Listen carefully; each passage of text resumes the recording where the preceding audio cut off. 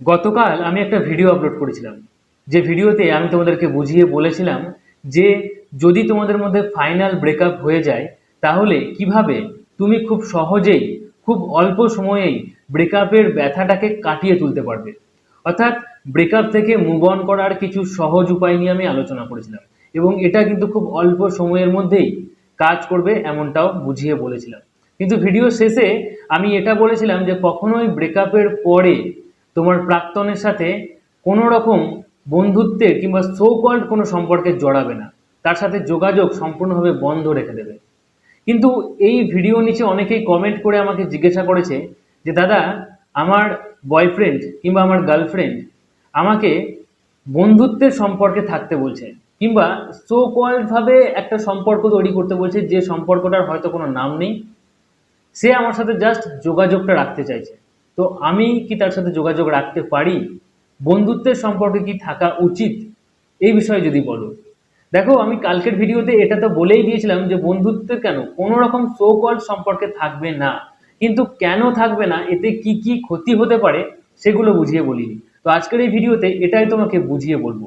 আজকের এই ভিডিওতে তোমাকে চারটে এমন পয়েন্ট বলবো, যে চারটে পয়েন্টের কারণে যদি তুমি ব্রেকআপের পরেও তোমার প্রাক্তনের সাথে, তোমার প্রেমিক কিংবা প্রেমিকার সাথে বন্ধুত্বের সম্পর্কে হোক বা অন্য কোনোভাবে যোগাযোগের সম্পর্ক রেখে দাও, তাহলে সব থেকে বেশি কষ্ট পাবে তুমি।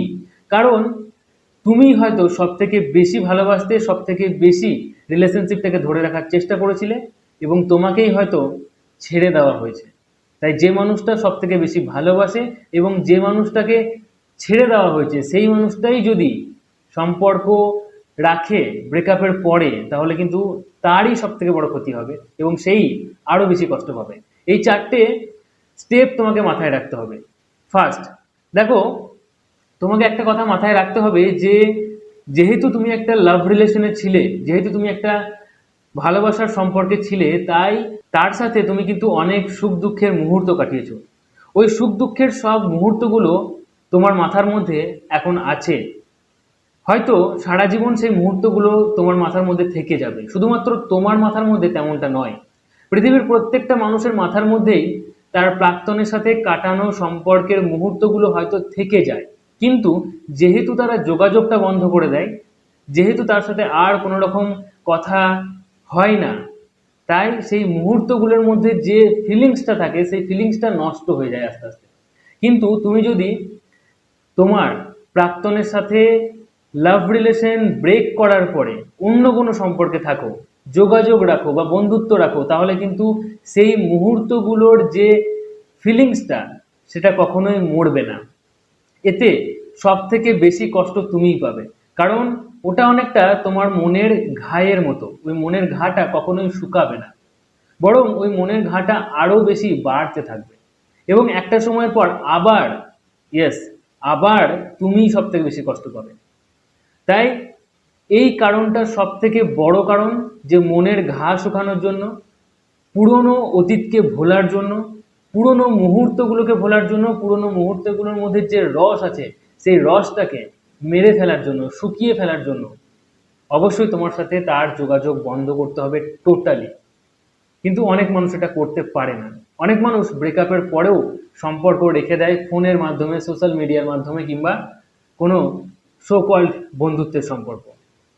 এতে কিন্তু সব থেকে বেশি সেই মানুষটাই কষ্ট পায়, কারণ এখানে কখনোই মেন্টাল অ্যাটাচমেন্ট কমে না, মেন্টাল অ্যাটাচমেন্টটা আস্তে আস্তে আস্তে আস্তে আরও বাড়তে থাকে। তাই মেন্টাল অ্যাটাচমেন্ট কমানোর জন্য, মনের ঘা শুকানোর জন্য তোমাকে এই কাজটা করতেই হবে, তার সাথে টোটালি যোগাযোগ বন্ধ করতে হবে। সেকেন্ড, অনেক সময় এমনটা দেখা গেছে যে অনেক মানুষ মিউচুয়াল ব্রেকআপ করেছে, কিংবা ব্রেকআপের 3-4 মাস 5 মাস পরে হয়তো দুজন দুজনকে সরি বলে আবার তারা বন্ধুত্বের সম্পর্কে লিপ্ত হয়েছে, কিংবা যোগাযোগটা রেখে দিয়েছে। এর ফলে কি হয় জানো? এর ফলে আরও একটা বড় ক্ষতি হয়, সেটা হচ্ছে যে যেহেতু যেহেতু বর্তমানে 90% সম্পর্ক যদি 2-3 বছর কন্টিনিউয়াস চলে, তাহলে সেখানে শারীরিক একটা সম্পর্ক হয়েই যায়। হ্যাঁ, আমি যেহেতু বিভিন্ন ধরনের, বিভিন্ন বয়সের মানুষের সাথে, বিভিন্ন জায়গার মানুষের সাথে কথা বলছি, তাদের রিলেশনশিপ প্রবলেমগুলো সলভ করছি, তাই এটা আমি কনফার্ম বলতে পারছি যে যদি তোমাদের সম্পর্কের বয়স 2 থেকে 3 বছর হয়, তাহলে ম্যাক্সিমাম ক্ষেত্রে শারীরিক সম্পর্ক হয়ে যাওয়ার একটা চান্স রয়েছে। আর যদি ব্রেকআপের পরেও তুমি তার সাথে যোগাযোগ রাখো বা বন্ধুত্ব রাখো বা মিউচুয়াল ব্রেকআপ করো, অ্যাকচুয়ালি মিউচুয়াল ব্রেকআপটা না আমাদের কালচারের মধ্যেই পড়ে না। এই নিয়ে আমি একটা ডিটেলস ভিডিও বানিয়েছিলাম যে মিউচুয়াল ব্রেকআপ নাকি নর্মাল ব্রেকআপ, কোনটা করা উচিত, কেন করা উচিত। ওই ভিডিওটা তুমি যদি দেখতে চাও তাহলে অবশ্যই ইউটিউবের সার্চ বাটনে গিয়ে mutual breakup or normal breakup এটা লিখবে, লেখার পরে আমার চ্যানেলের নামটা লিখবে শান্তনুজ জ্ঞান, দেখবে ওই ভিডিওটা তোমার সামনে চলে আসবে, ভিডিওটা দেখতে পারো। তো যাই হোক, যদি ব্রেকআপের পর বন্ধুত্ব রাখো কিংবা যদি মিউচুয়াল ব্রেকআপ করো, তাহলে কিন্তু দেখা যায় যে তাদের দুজনের মধ্যে সম্পর্কটা যেহেতু কিছুটা হলেও মিষ্টতা থাকে সম্পর্কের মধ্যে, তাই তাদের মধ্যে হয়তো লাভ রিলেশন থাকে না, হয়তো দুজন দুজনেরকে ভালোবাসার যে সম্পর্কটা সেটা থাকে না, দুজন দুজনকে নিয়ে একসাথে থাকবো সেটা সেই কমিটমেন্টটা থাকে না, বিয়ে করতেই হবে সেই কমিটমেন্টটা থাকে না। কিন্তু যেহেতু তারা দুজন দুজনকে ভালোবাসতো, যেহেতু তারা সম্পর্কে থাকাকালীন শারীরিক সম্পর্কে লিপ্ত হয়েছিল, তাই দুজনের মধ্যেই যখন সেক্সুয়াল কোনো থটস আসে তখন হয়তো তারা আবার সম্পর্কে না থাকা সত্ত্বেও শারীরিক সম্পর্কে লিপ্ত হয়। এতে সবথেকে বেশি ক্ষতি সেই মানুষটার হয় যে মানুষটা খুব বেশি ভালোবেসেছিল। কারণ যতবার শারীরিক সম্পর্ক হবে এইরকম সিচুয়েশনে, যেখানে কোনো পবিত্রতা নেই, যেখানে কোনো কমিটমেন্ট নেই, যেখানে বিয়ে করার কোনো প্রমিস নেই, যেখানে একসাথে থাকার কোনো প্রমিস নেই, তারপরেও শারীরিক সম্পর্ক হয়ে যাচ্ছে একাধিকবার, এবং সবথেকে বড় কথা যে এই সম্পর্কটার কোনো নাম নেই, তারপরেও শারীরিক সম্পর্ক হচ্ছে, তাহলে সবথেকে বেশি কষ্ট পাবে সেই মানুষটা যে মানুষটা বেশি ভালোবাসতো এবং যে মানুষটা খুব সরল সাদাসিধে। সেক্সুয়াল থট আসতেই পারে, কিন্তু ব্রেকআপের পর বন্ধুত্ব রাখা মানে এইগুলোকে আরও বেশি প্রাধান্য দেওয়া। 3 নম্বর পয়েন্ট, যদি ব্রেকআপের পরে তুমি তোমার প্রাক্তনের সাথে সম্পর্ক রাখো, তাহলে হতে পারে তোমার বর্তমান যে গার্লফ্রেন্ড বা বয়ফ্রেন্ড আছে তার সাথেও তুমি সম্পর্ক ভেঙে ফেলবে। হ্যাঁ, আজকে হয়তো তুমি অন্য কোনো মানুষের সাথে সম্পর্কে আছো, কিন্তু যেহেতু তুমি তোমার প্রাক্তনের সাথেও সম্পর্ক রাখছো, ফোনের মাধ্যমে হোক, সোশ্যাল মিডিয়ার মাধ্যমে হোক, বা কখনো দেখা করছো এরকম টাইপের, তাহলে কিন্তু তোমার বর্তমান বয়ফ্রেন্ড বা গার্লফ্রেন্ড যখন এটা জানতে পারবে তখন কিন্তু সেও তোমাকে ছেড়ে দিয়ে চলে যাবে। এর ফলে কি হবে, না তুমি এদিকে থাকতে পারবে না তুমি এদিকে থাকতে পারবে, না ঘাটকা না ঘাড়কা, হিন্দিতে একটা কথা আছে। তো এটার জন্য কখনোই পুরনো প্রাক্তনের সাথে সম্পর্ক রাখা চলবে না। ব্রেকআপ হয়ে গেছে, ছেড়ে দাও, ভুলে যাও, এখন যে তোমার সাথে আছে তাকে ভালো রাখার চেষ্টা করো, তার সাথে ভালো থাকার চেষ্টা করো। 4 নম্বর পয়েন্ট, সব থেকে বড় সমস্যাজনক ব্যাপার হচ্ছে যে যদি তুমি প্রাক্তনের সাথে সম্পর্কে থাকো, বন্ধুত্বের সম্পর্কে হোক বা অন্য কোনো সম্পর্কে হোক, তাহলে কিন্তু যেহেতু অনেক ধরনের সমস্যা তোমাদের মধ্যে সৃষ্টি হবে, তাই এটা তোমার চরিত্রের ওপরেও এফেক্ট ফেলবে। ইয়েস, ক্যারেক্টারের ওপরে একটা ব্যাড এফেক্ট ফেলে, নেগেটিভ এফেক্ট ফেলে।